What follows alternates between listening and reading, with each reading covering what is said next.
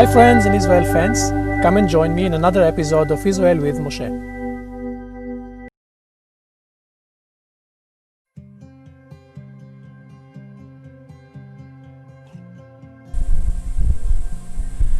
When the Bible says from Dan to Beersheba, it actually means from the northern part of the land to the southern part of the land. This used to be the border, the northern border of Israel.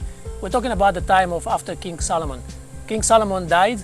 His kingdom was divided between his son, King Rehoboam, and the king who rebelled against Rehoboam. His name was Jeroboam.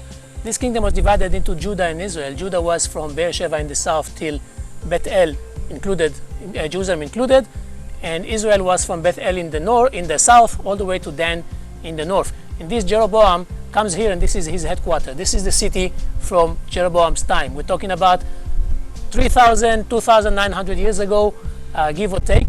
And this Jeroboam, out of his own fears, doesn't want people to go to Jerusalem. He fears that if people will go to Jerusalem on the three main holidays, they will talk to King Rehoboam, they will change their mind, they will follow Rehoboam and get rid of Jeroboam himself.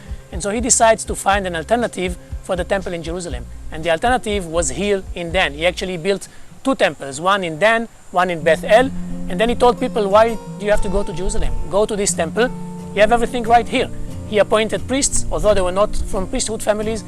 He declared holidays, although they were not on the right days. He built a temple, and that temple looked like the temple in Jerusalem, and he made a god. And the god was the golden calf. Golden calf is something that the Israelites knew from Egypt after the Exodus. And Jeroboam said that golden calf and said, this is your god, go pray to this god. And ever since Jeroboam's time, throughout the 19 kings that came on the Israelite dynasty, we see kings that the Bible says did wrong in God's eyes. And wrong in God's eyes was actually having those sacrifices everywhere on the high places, on the temples in Dan and in Bethel, not necessarily in the temple in Jerusalem. And the result of that was a Syrian army coming on the 7th century BC, destroying the northern cities, destroying Dan. And here in Dan in the 1990s, we found a very interesting find. We found here next to the gate a standing stone, written by one of the Assyrian kings, who wrote about his military journey and all the cities that he conquered and how great he is and everything. And at the bottom of that stone he said, and I managed to defeat the house of David. And this was actually the first time that something archaeological was found that showed that indeed there was a house of David, and David was the king that the Bible tells us he was. Shortly, there's two kinds of archaeology. There's biblical archaeology of archaeologists who want to support the Bible and find things that will support the Bible stories. And archaeologists will tell you, we go by science. And if science says this is 2,900 years ago and it's not 3,000 years ago, then too bad for the Bible.